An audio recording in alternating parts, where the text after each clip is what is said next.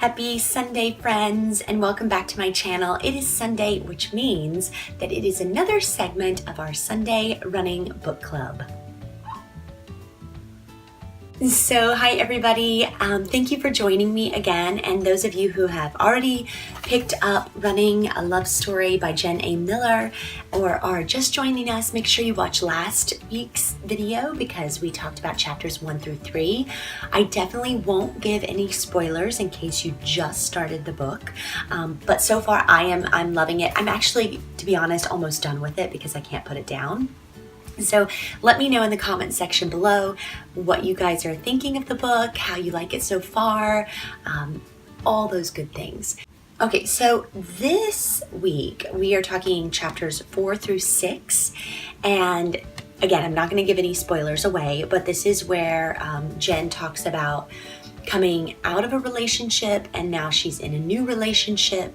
She has more races on her schedule, training miles. She's also going through, I believe it was miles 7 through 12 of the New Jersey Marathon, which we're also following along with her on as well. But one thing that starts to happen in this book is that she starts to have some really bad training runs and some really bad races. So I thought this week in particular, we would talk about bad races and bad training runs. So it is just par for the course that if you are running or training for a race, that you're going to have your good days and you're going to have your not so good days. And 9 times out of 10, you're going to get out there and some point in your run, something's not going to really feel right.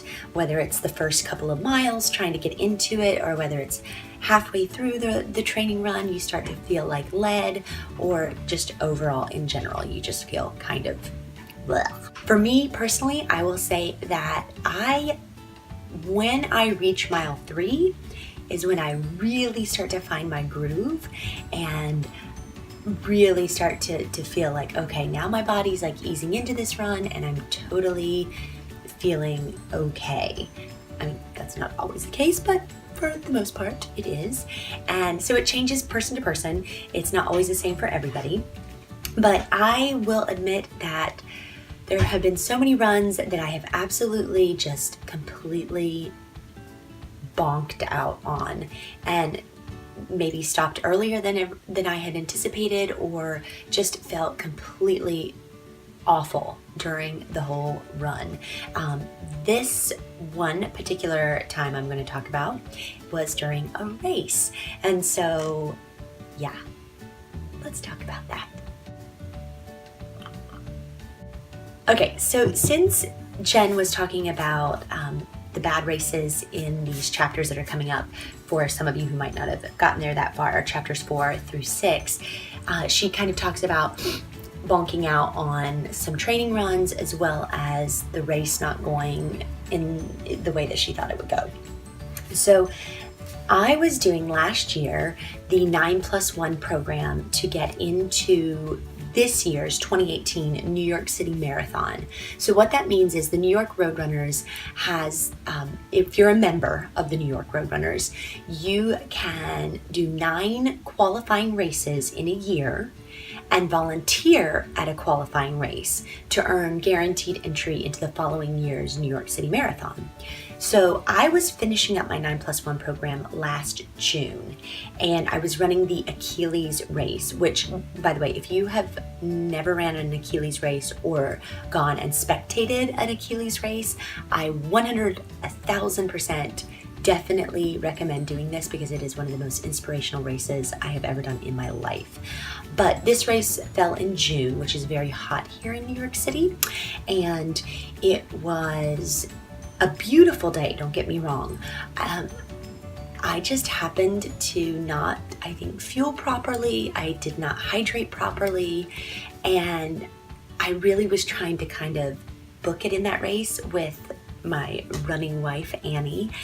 And about 3 miles into it, I had to look at her and say, I gotta walk because I'm getting dizzy, I'm feeling lightheaded, I just am not feeling right.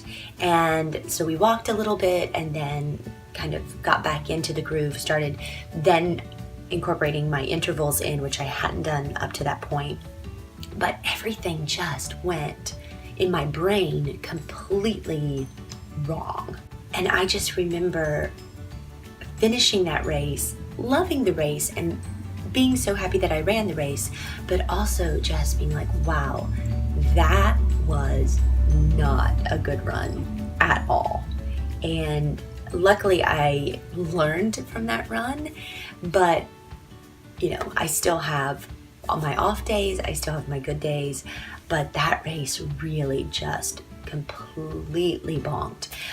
One of my other big races that I completely bonked was the very first time I ran the Brooklyn Half Marathon, which is coming up in 5 weeks. And the first time I ran that, I was coming off my first half marathon at Disney's Princess Half, and I thought that I was trained up enough, having just ran that half about 2 months prior, that I really didn't put enough of the training miles in to go through the Brooklyn Half. And boy, that was just from start to finish, that race was hard. And Annie ran that one with me as well, and we kind of struggled through that race. And oh my God, we totally struggled through that race. And I remember we were doing intervals. I think we were doing we were just kind of running it. Oh my gosh, we were just kind of running it. What a mess. It was like a mess. And my legs felt heavy. My inner thighs were chafing. I did the horrible thing afterwards. Ate the absolute wrong kind of food immediately after that race. Went directly home, went to bed, and just, I was a zombie for the next few days. It was just terrible race, but I loved it enough that I am running it for the 3rd time this year. And luckily the 2nd time we ran that race, it was really great. So we've been training hard and getting our miles in, so hopefully this 3rd race, cross your fingers it doesn't rain finally on Brooklyn Half race, will be much better. But anyways, that chapters that I was reading in this book, the 4 through 6, kind of had me thinking about the good races and the bad races, and especially the really bad races. So I want to hear from you guys. Have you had a bad race? Have you had a bad run? If so, what did you do to overcome it? What happened? Let me know in the comment section down below. We'll get that conversation started. I do hope that you are enjoying the book. I'm enjoying it. I can't wait to finish it up and think about what book I want to do for our next running book club. But yeah, let me know your thoughts down below. I hope you have a fantastic day and a week of running, that you have nothing but good runs ahead, and I will see you tomorrow. Until then, happy running, happy miles, and keep kicking butt, unicorns.